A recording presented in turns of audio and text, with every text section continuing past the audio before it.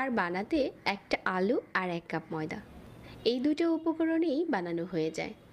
আর আলুর কচুরিটা বানিয়ে আপনারা চাইলে বিকেলে নাস্তার জন্য পরিবেশন করতে পারেন, আবার চাইলে বাচ্চাদের টিফিনেও দেওয়া যেতে পারে। আলুর কচুরি বানানোর জন্য প্রথমে আমরা ময়দার একটা ডো মাখিয়ে নেব। একটা বাটিতে নিয়ে নিচ্ছি 1 কাপ ময়দা, তারপর স্বাদ মতো লবণ আর 1 টেবিল চামচ রান্নার তেল দিয়ে দিচ্ছি। এখন ময়দা আর তেলটা ভালো করে মিশিয়ে নিচ্ছি। আপনারা চাইলে এখানে সাদা আটা দিয়েও এই কচুরিগুলো বানাতে পারেন।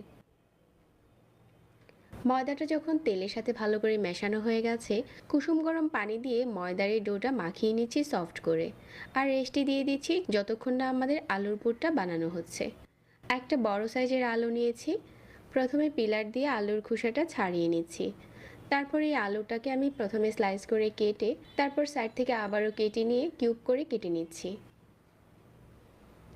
আলুটা যখন কাটা হয়ে গেছে তারপর পরিষ্কার পানি দিয়ে ধুয়ে নিচ্ছি কয়েকবার।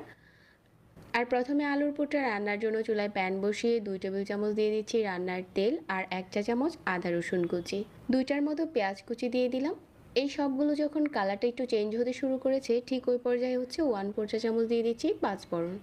তারপর এখানে 1/4 চা চামচ করে দিয়ে দিচ্ছি গুঁড়া মশলা, মরিচ, হলুদ, ধনিয়া আর জিরার গুঁড়া। এখন আগে থেকে টুকরো করে নেওয়া আলুগুলো দিয়ে দিচ্ছি আর পরিমাণ মতো লবণ দিয়ে দিচ্ছি। মশলার সাথে এখন এই আলুগুলো একটু কষিয়ে নিয়েছি। তারপর 1 কাপ পানি দিয়ে দিচ্ছি। ঢাকনা দিয়ে ঢেকে অপেক্ষা করছি যতক্ষণ না আলুটা ভালো করে সিদ্ধ হয়ে আসছে। পানিটাও শুকিয়ে গেছে আর আলুগুলোও সিদ্ধ হয়ে গেছে। এখন এখানে দিয়ে দিচ্ছি ধনেপাতা কুচি আর কাঁচামরিচ কুচি। চুলা থেকে নামিয়ে নিচ্ছি। আমাদের আলুর পুরটা রেডি হয়ে গেছে।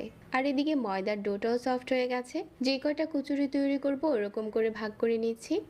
আর এখান থেকে একটা ডো নিয়ে প্রথমে কিছুটা বেলে একটা ছোট সাইজের রুটি বানিয়ে মাঝ বরাবর পুরটা দিয়ে মুখটা ভালো করে বন্ধ করে দিচ্ছি আর আবারও হালকা হাতে বেলে নিচ্ছি।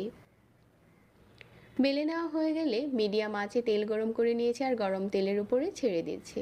2 থেকে 3টার মতো একসাথেই ভাজা যাবে যদি তেল একটু বেশি করে দেওয়া যায়। আর যদি অল্প তেলে ভাজতে চান তাহলে একটা করে দিয়েও ভাজা যাবে।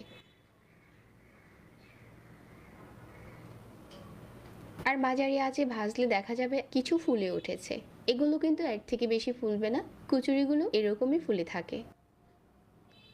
সবগুলো বানানো হয়ে গেছে। আর এখন চলুন একটা কচুরি ভেঙে দেখি যেটা ভিতর থেকেও কতটা সফট হয়েছে। সহজ রেসিপিতে আজকের এই আলুর কচুরি শেয়ার করেছি। আশা করছি রেসিপি ভালো লেগেছে। আরও এরকম সহজ রেসিপি দেখতে চাইলে আমাদের চ্যানেল সাবস্ক্রাইব করবেন আর পেজ ফলো করবেন। আজকের মতো সবাইকে ধন্যবাদ জানিয়ে এখানেই বিদায় নিচ্ছি।